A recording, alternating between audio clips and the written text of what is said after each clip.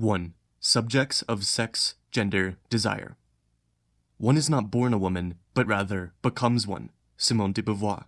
Strictly speaking, women cannot be said to exist. Julia Kristeva. Woman does not have a sex. Lucy Rigare. The deployment of sexuality established this notion of sex. Michel Foucault.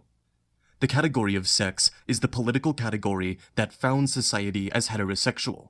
Monique Wittig. 1. Women as the subject of feminism. For the most part, feminist theory has assumed that there is some existing identity, understood through the category of women, who not only initiates feminist interests and goals within discourse, but constitutes the subject for whom political representation is pursued. But politics and representation are controversial terms. On the one hand, representation serves as the operative term within a political process that seeks to extend visibility and legitimacy to women as political subjects. On the other hand, representation is the normative function of a language, which is said either to reveal or to distort what is assumed to be true about the category of women. For feminist theory, the development of a language that fully or adequately represents women has seemed necessary to foster the political visibility of women. This has seemed obviously important considering the pervasive cultural condition in which women's lives were either misrepresented or not represented at all. Recently, this prevailing conception of the relation between feminist theory and politics has come under challenge from within feminist discourse.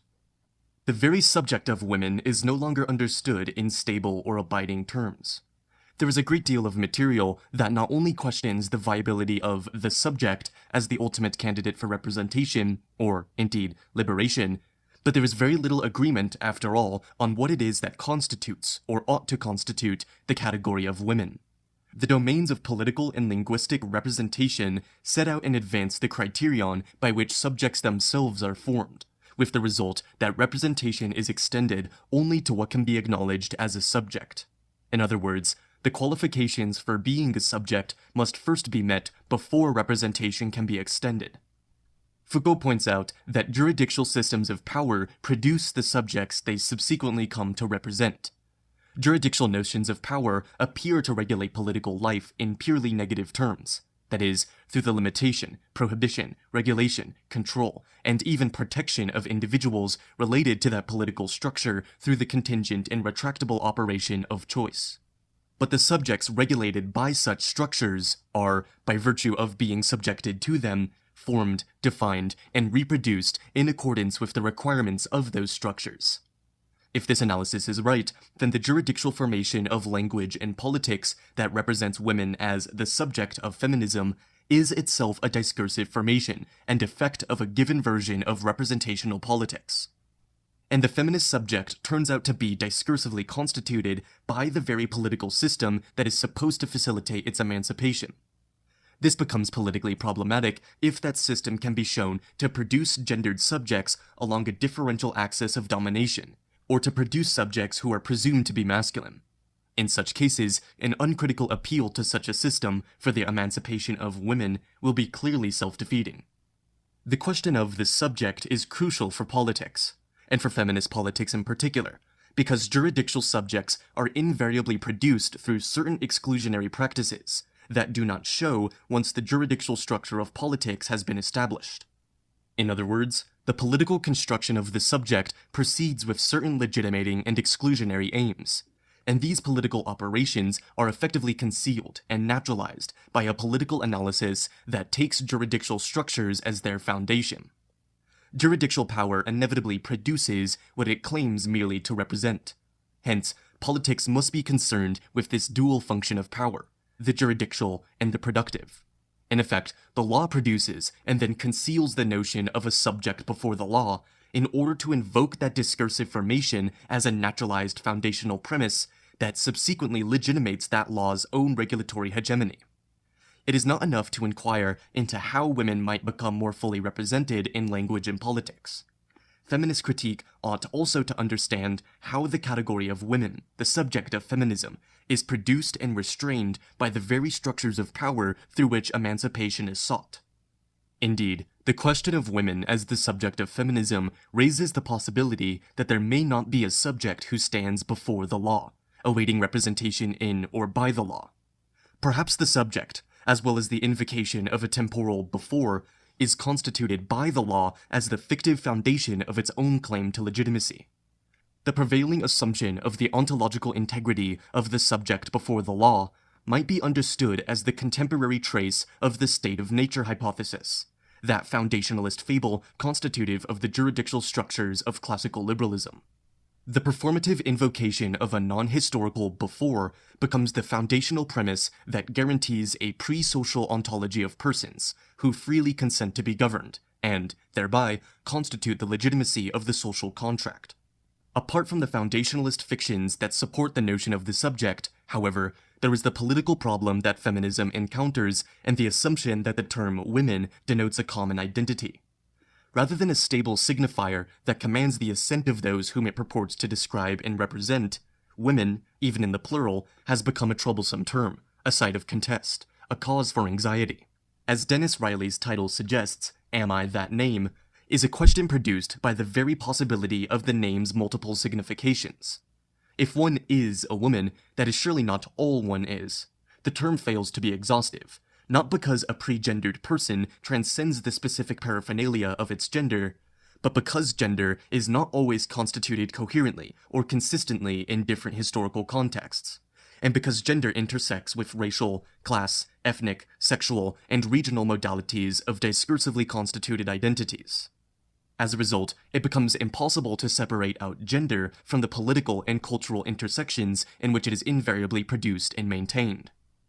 The political assumption that there must be a universal basis for feminism, one which must be found in an identity assumed to exist cross-culturally, often accompanies the notion that the oppression of women has some singular form discernible in the universal or hegemonic structure of patriarchy or masculine domination. The notion of a universal patriarchy has been widely criticized in recent years for its failure to account for the workings of gender oppression on the concrete cultural contexts in which it exists. Where those various contexts have been consulted within such theories, it has been to find examples or illustrations of a universal principle that is assumed from the start. That form of feminist theorizing has come under criticism for its efforts to colonize and appropriate non-Western cultures to support highly Western notions of oppression, but because they tend as well to construct a third world, or even an Orient, in which gender oppression is subtly explained as symptomatic of an essential non-Western barbarism.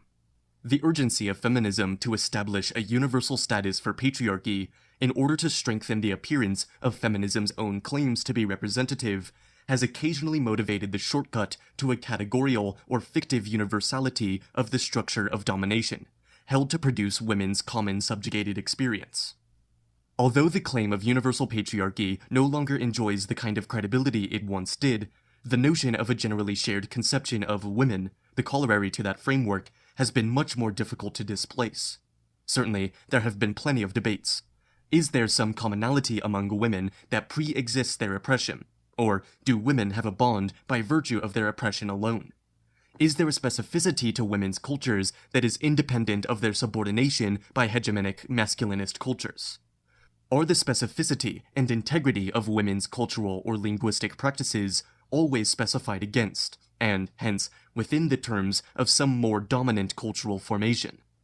If there is a region of the specifically feminine, one that is both differentiated from the masculine as such, and recognizable in its difference by an unmarked, and, hence, presumed universality of women.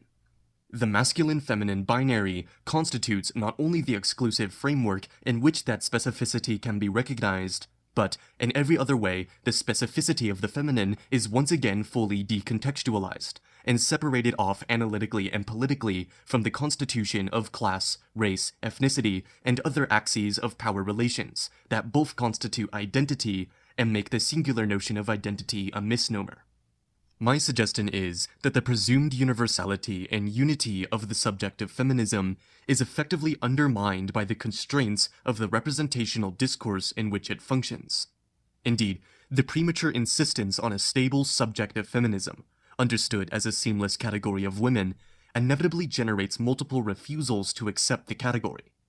These domains of exclusion reveal the coercive and regulatory consequences of that construction, even when the construction has been elaborated for emancipatory purposes. Indeed, the fragmentation within feminism and the paradoxical opposition to feminism from women whom feminism claims to represent suggest the necessary limits of identity politics. The suggestion that feminism can seek wider representation for a subject that it itself constructs has the ironic consequence that feminist goals risk failure by refusing to take account of the constitutive powers of their own representational claims. This problem is not ameliorated through an appeal to the category of women for merely strategic purposes, for strategies always have meanings that exceed the purposes for which they are intended. In this case, exclusion itself might qualify as such an unintended yet consequential meaning. By conforming to a requirement of representational politics that feminism articulate a stable subject, feminism thus opens itself to charges of gross misrepresentation. Obviously, the political task is not to refuse representational politics, as if we could. The jurisdictional structures of language and politics constitute the contemporary field of power. Hence, there is no position outside this field, but only a critical genealogy of its own legitimating practices.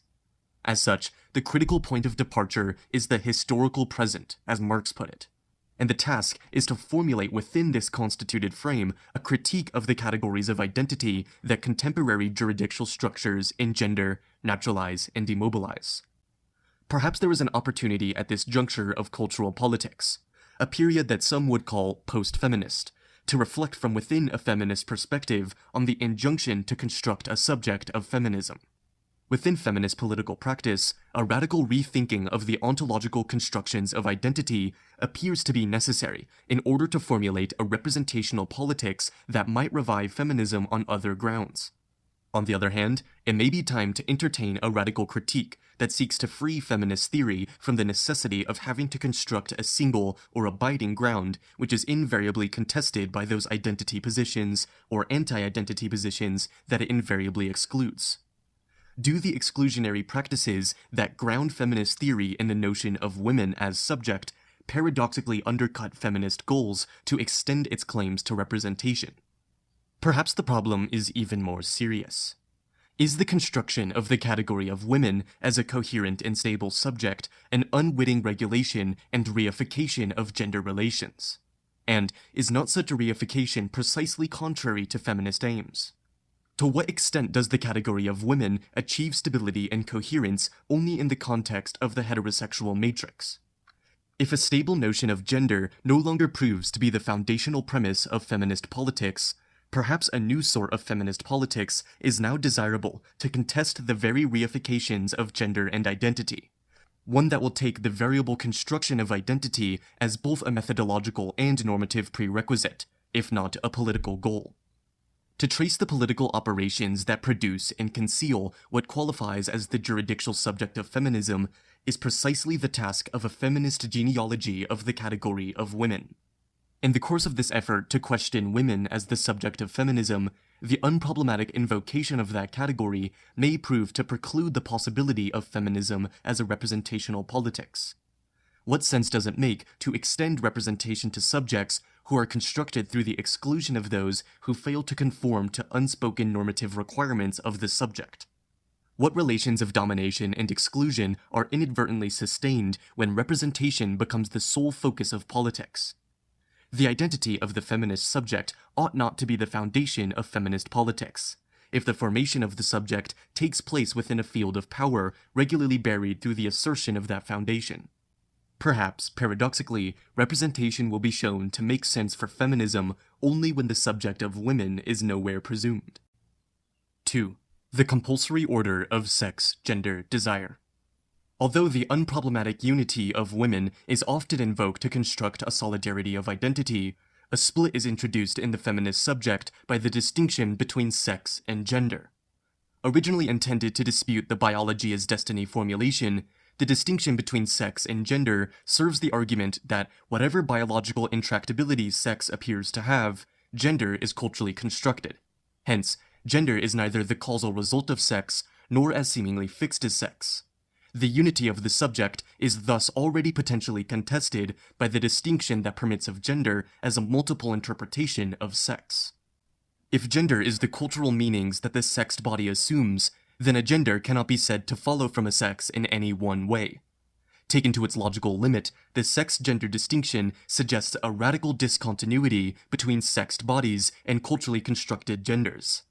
Assuming for the moment the stability of binary sex, it does not follow that the construction of men will accrue exclusively to the bodies of males, or that women will interpret only female bodies. Further, even if the sexes appear to be unproblematically binary in their morphology and constitution, which will become a question, there is no reason to assume that genders ought also to remain as two. The presumption of a binary gender system implicitly retains the belief in a mimetic relation of gender to sex, whereby gender mirrors sex, or is otherwise restricted by it. When the constructed status of gender is theorized as radically independent of sex, gender itself becomes a free-floating artifice, with the consequence that man and masculine might just as easily signify a female body as a male one, and women and feminine a male body as easily as a female one. This radical splitting of the gendered subject poses yet another set of problems. Can we refer to a given sex or a given gender without first inquiring into how sex and/or gender is given, through what means? And what is sex anyway? Is it natural, anatomical, chromosomal, or hormonal? And how is a feminist critic to assess the scientific discourses which purport to establish such facts for us? Does sex have a history? Does each sex have a different history, or histories? Is there a history of how the duality of sex was established, a genealogy that might expose the binary options as a variable construction? Are the ostensibly natural facts of sex discursively produced by various scientific discourses in the service of other political and social interests? If the immutable character of sex is contested, perhaps this construct called sex is as culturally constructed as gender. Indeed, perhaps it was always already gender, with the consequence that the distinction between sex and gender turns out to be no distinction at all. It would make no sense, then, to define gender as the cultural interpretation of sex, if sex itself is a gendered category. Gender ought not to be conceived merely as the cultural inscription of meaning on a pre-given sex, a jurisdictional conception. Gender must also designate the very apparatus of production whereby the sexes themselves are established. As a result, gender is not to culture as sex is to nature. Gender is also the discursive cultural means by which sexed nature, or a natural sex, is produced and established as pre-discursive, prior to culture, a politically neutral surface on which culture acts. This construction of sex as the radically unconstructed will concern us again in the discussion of Lévi-Strauss and structuralism in Chapter 2. At this juncture, it is already clear that one way the internal stability and binary frame for sex is effectively secured is by casting the duality of sex in a pre-discursive domain. This production of sex as the pre-discursive ought to be understood as the effect of the apparatus of cultural construction designated by gender. How, then, does gender need to be reformulated to encompass the power relations that produce the effect of a pre-discursive sex, and so conceal that very operation of discursive production?